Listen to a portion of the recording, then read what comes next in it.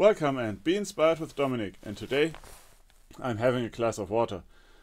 Well, first of all, it's not actually glass, and second of all, let's do it with a little more class and turn a goblet. Let me just try it. Okay, let's fill it up a little more.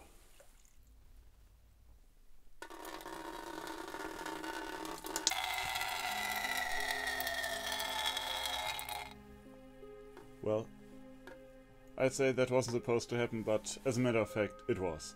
Let me show you how I made it.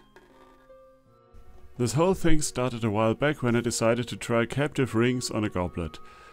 Don't get your hopes up, because that was not to be. Not for lack of skills, no. Well, yes, that too, but also this.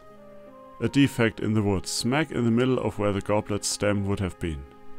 I considered cutting my losses and turning it into a cup, but the beautiful grain of this piece of willow was already shining through, so first the rings had to go. At this point I was afraid that the defect would cause some kind of catastrophic oops event. Fortunately it held as I turned it down to an arbitrary fastener bit diameter using calipers. As you can see, the defect goes all the way through at this point. To use the fastener bit on this replacement, a figured piece of walnut found hiding in a rather boring piece of walnut, I use a smaller bit to drill all the way through. Then I can drill into both ends using the through hole to keep things aligned.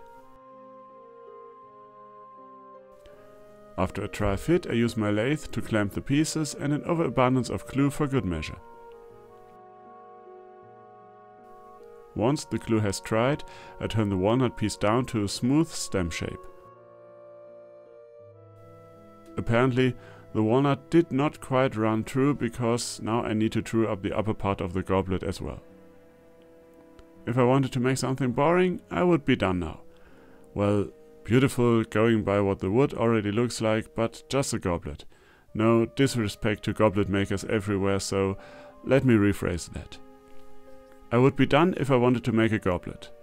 A rather ordinary goblet. Which would be boring. Something I enjoy doing on the lathe is drilling center holes. And if you have a bit that is long enough for you to securely hold, you don't even need a chuck. At least once you manage to find the center. Which is not as easy as one would think.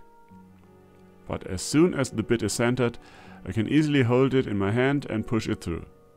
All the way through in this case. This technique does not work with fastener bits, so I use a chuck for this one. The idea is to add a step to the hole I just drilled. And for the center piece I turn down some maple, down to the diameter of that fastener step. Once it fits, I mark whereabouts the top of the goblet is, and part it off a little bit below that. I leave a small knob standing for a very good reason. Seriously, I do have a good reason this time around. I drill 2 holes into the cylinder and the knob helps me space them. One hole needs to be stopped, i.e. not go all the way through, while the other does. For that purpose I have set up the drill press to the depth of the first hole and use a spacer to finish the second.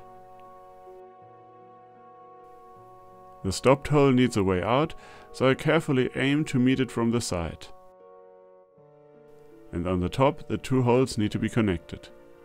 I start using the drill bit for that, but the surface is pretty rough, so I refine the geometry using a mill bit in a rotary tool.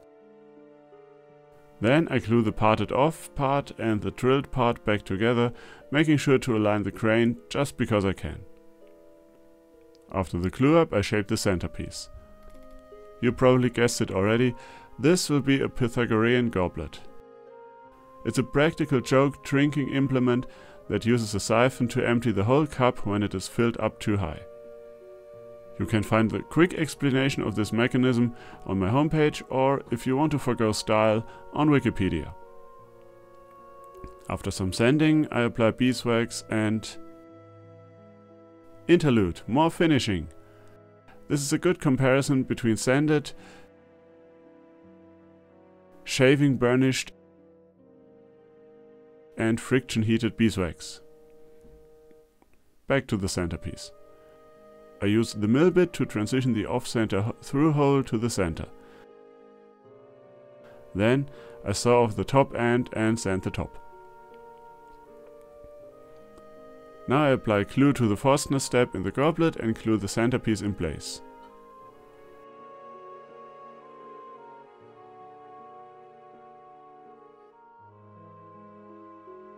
And you probably already saw that it works, but, well, I don't know whether it works yet. Let me test the piping. Looks good. Here's a better angle of what happens. As the water rises in the goblet, so does the water in the pipe inside the centerpiece.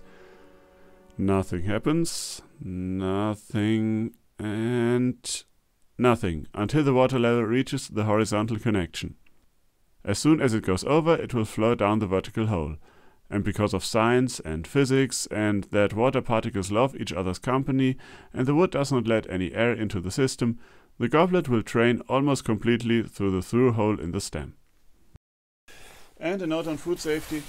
While beeswax shouldn't be a problem, I probably wouldn't recommend using it as a regular drinking implement because the piping inside is not treated. And if you have liquid in there, you're bound to get some ill effects on the wood. I don't know how long it'll take so that it shows, but, well, it's not something to use every day anyway. Thank you for watching. Let me know what you think in the comments. If you like what I do, please subscribe to my channel, but seeing how YouTube might mess up the notifications, either click on the bell or head over to my homepage beinspiredwithdominic.com and subscribe to my email newsletter so you won't miss a thing. Either new releases in video format or blog posts, which do happen every now and then. Thanks for watching, and as always, remember not to fill your cup up too high. And be inspired.